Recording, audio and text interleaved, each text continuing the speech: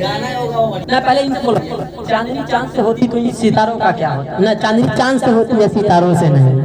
मोहब्बत होती है हजारों से।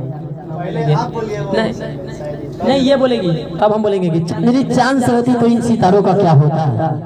चांदनी चांद से होती तो इन सितारों का क्या होता।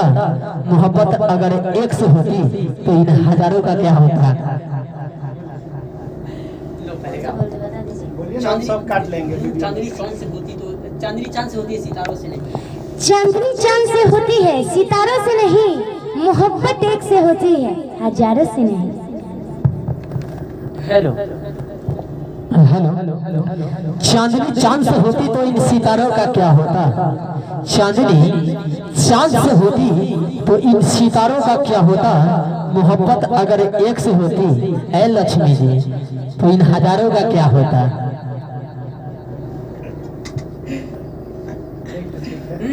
Hello hello hello hello hello hello सब चलिए hello hello hello hello hello hello hello hello हंसे लूटा भाग हमारे जाग जाए।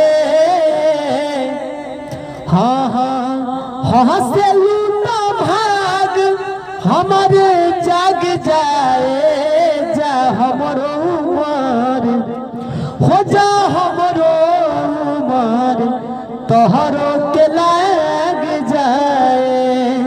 हो जा हमरो उमर तोहरे के लाग जाए।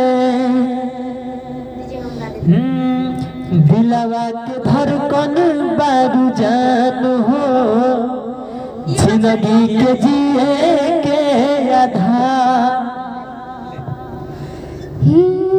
दिलवा के धड़कन बानी बलमो हो